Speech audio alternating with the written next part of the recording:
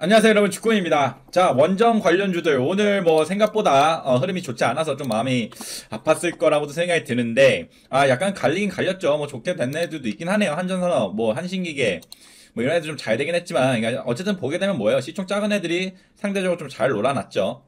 이 와중에 서전기전, 이거 새로 추가했는데 얘도 시총이 작으니까 오늘 대장을 먹었다는 거 볼 수 있을 것 같은데, 아무튼 뭐 여러분들이 제일 많이 갖고 있어요. 두산중공업 같은 경우는, 그러니까 제가 말씀드리지만 좀 약간 회의적이다. 회의적이다. 물론 떡상했던 건 기분 좋았지만 공매도가 너무 많은 주식이기 때문에. 근데 아무튼 자, 그러면 오늘 왜 시장이 안 좋았을까요? 라고 한번 생각을 해봐야 되죠. 그리고 시장이 안 좋은 걸 떠나서 그 다음으로 왜 그러면 두산중공업 혹은 뭐 원정 관련주는 어떻게 될까도 한번 생각을 해보는 시간을 갖도록 하겠습니다. 자, 첫 번째, 오늘 왜 떨어졌을까라는 이유예요. 이게 주식채권도 올해는 다 틀렸다. 미국 국채 간격이 급락했다고 합니다. 급락했다고 하는데 여기 보면은 급등한 것처럼 보이죠. 수익률하고 가격하고는 정반대예요. 반비례 관계여서 그래요. 근데 아무튼 지금 이렇게 10년물 어디 있습니까? 10년물 국채가 이렇게 올라가는데, 워낙은 여러분 생각을 해보세요. 돈을 빌려주는 건데 2년 만기한테 내가 돈을 더 많이 줄까요? 10년 만기한테 돈을 더 많이 줄까요? 당연히 10년 만기인 애한테 돈을 더 많이 주겠죠. 근데 지금 10년 만기가 지금 겁나 오르는 이유는 일단 첫 번째 뭡니까? 지금은 이게 원래 10년물이 왜 오르냐면 경기가 좋아질 거라는 기대감을 갖고 있기 때문에 오르거든요. 근데 지금 경기가 좋은 것도 아니잖아. 이거 인플레예요. 인플레 때문에 오르고 있어요. 인플레 때문에 오르고 있는데, 그러면 자, 2년물 이거는 뭐냐? 2년물은 여러분 그냥 간단하게 말해서 이거는 시장의 그 수요 공급이 아니에요. 정책이에요. 딱 그 페드가 이제 FOMC 회의 오늘 열리겠죠. 열렸을 때 기준금리를 몇 퍼센트 하겠다. 그거에 따라서 움직이는 애들이 있죠. 2년물들입니다. 그렇다고 했을 때 봐봐요. 지금 시장에서 상당히 두려워하는 게 이 10년물과 2년물 금리 차의 장단기 금리 차라고 하는데, 이게 음수라는 게 무슨 말이냐? 단기 금리가 장기 금리를 역전하는 상황입니다. 그런 게 발생하죠. 그런 게 발생했을 때는 어김없이 얼마 안 있다가 뭐가 일어났다? 경기 침체가 심하게 일어났다. 경기 침체가. 참고로 여기 뒤꿈치 이 부분들이 경기 침체를 의미하는 부분들이거든요.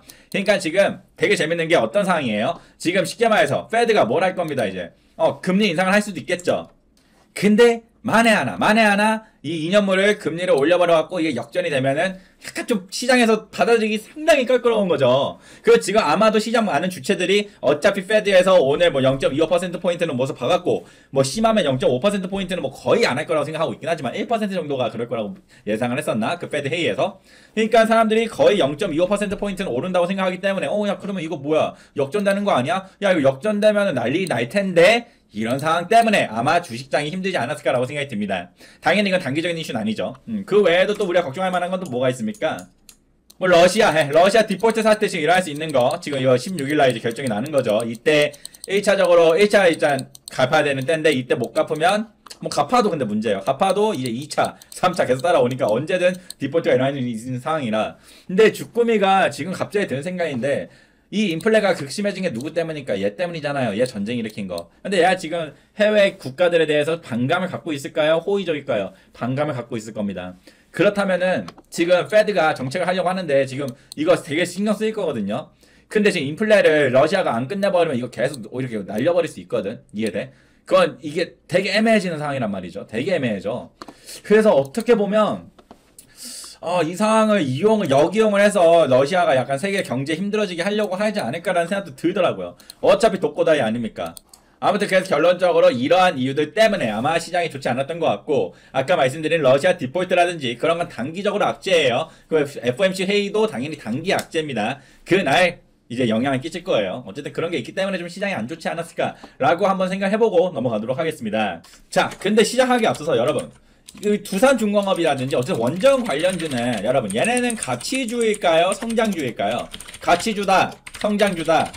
가치주와 성장주를 왜 따지냐? 주꾸마 되게 중요한 거여서 그래요. 가치주냐 성장주에 따라서 금리 인상기에 수혜라기보다 어쨌든 영향을 덜 받냐 더 받냐가 결정이 되거든요. 여기서 성장주는 안 좋아요. 금리 인상기에. 가치주는 좋습니다. 간단하게 어떻게 생각하면 되냐면, 성장주 같은 경우는 얘네가 지금 아직 뭐가 가시적으로 없어. 근데 얘네가 미래에 뭔가를 해낼 것 같아. 그래서 우리가 얘네 퍼도 많이 쳐주고 막 그러잖아. 미래 가치 해가지고 퍼 쳐주고 막 하는데, 지금 이 성장주는 일단 기본적으로 빚이 많을 거예요. 왜? 일단 돈을 많이 못 벌고 일단 투자를 많이 해야 되니까. 그 금리 인상을 하게 되었다. 이 빚에 대한 뭐예요? 버든. 내야 되는 돈이 많아지니까 부담이잖아요. 이 부담이 커질 수밖에 없는 구조다 보니까 성장주가 상대적으로 안 좋고, 가치주 같은 경우는 일단 현금이 많아요. 현금이 많아서 얘네들은 금리 인상이 그렇게 흔들리지 않는 경우일 수도 있고, 아니면 금리 인상이 일어난다고 했을 때 자기들의 이 금리 인상분만큼을 어딘가에 전가할 수 있는 애들.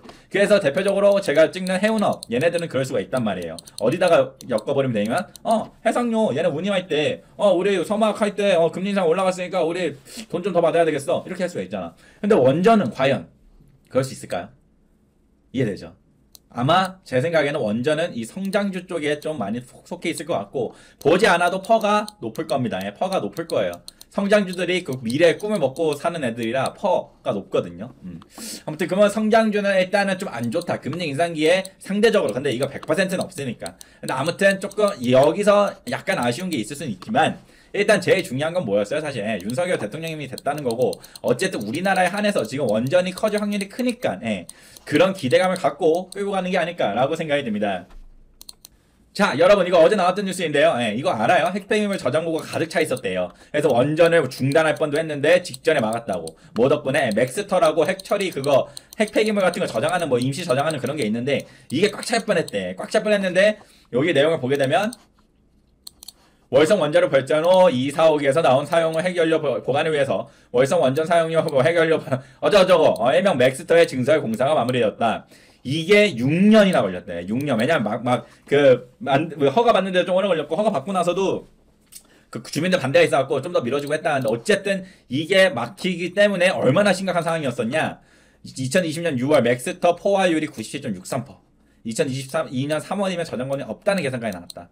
가득 찼다면 어떻게 될 수 있어? 가동을 중단할 위기에 처할 뻔했었다. 하지만 다행히 이제 7개가 새로 나와서 살아남았다. 이건 긍정적이죠. 근데 이게 주가에 영향 끼칠까? 아니요. 주가에 영향 끼치다기보다는 윤석열 대통령께서 새롭게 원전을 밀고 나가려고 했던 그 상황에서 예상치 못한 암초였을 수도 있는 거 하나 제거됐다 정도라고 생각하면 좋을 것 같습니다.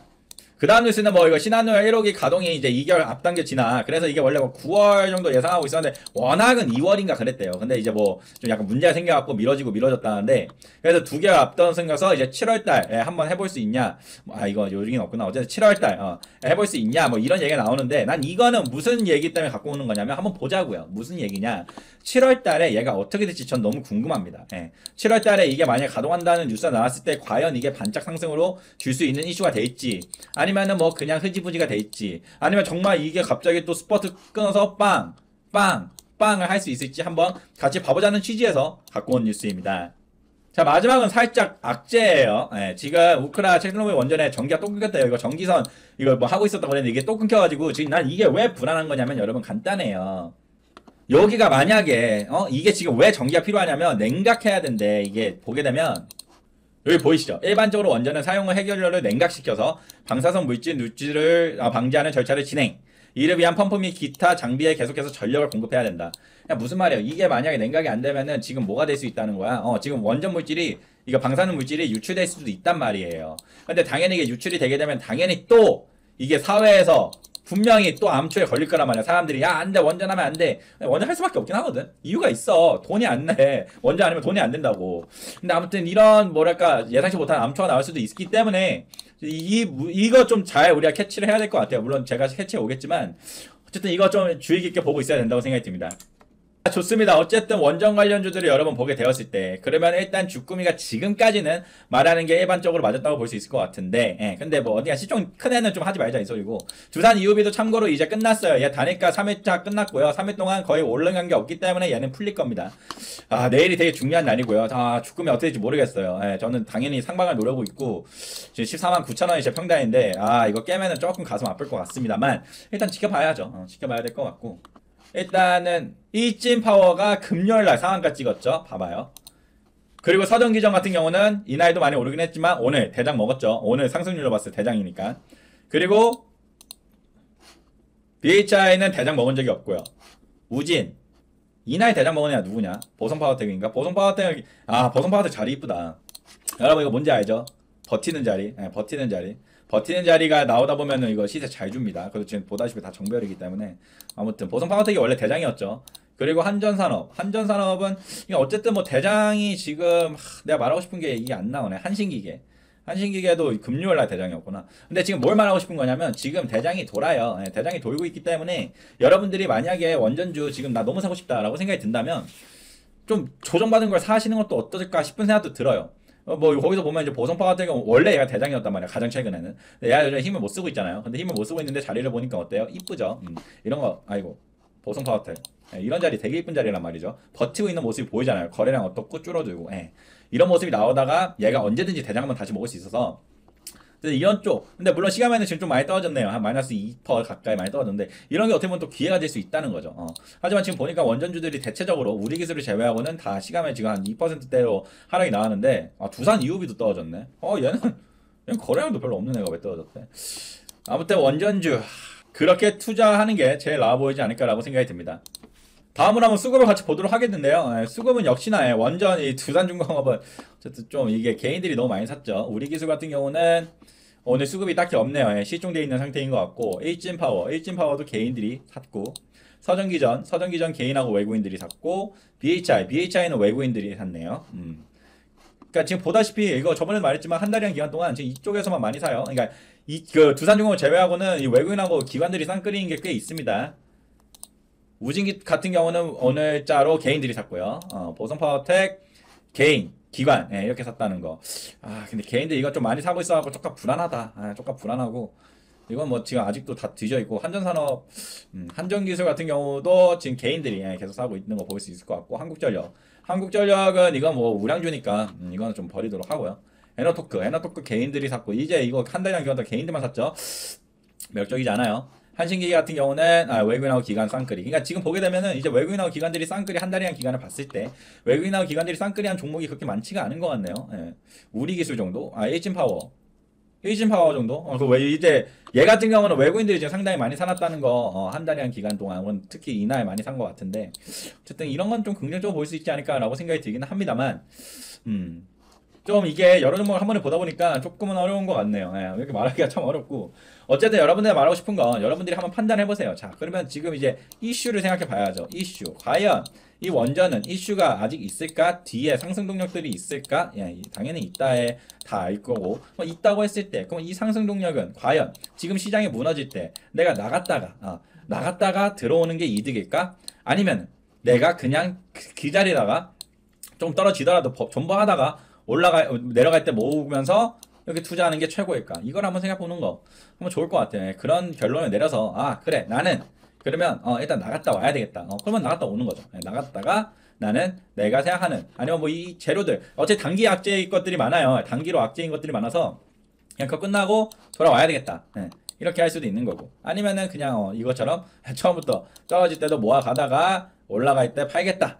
이렇게 여러분들이 잘 생각하면서 투자를 해보면 어쨌든 돈이 될 것 같습니다. 결론적으로 왜? 얘는 이슈가 살아있기 때문이죠. 이슈가 상당히 많고 살아있고 긍정적이죠.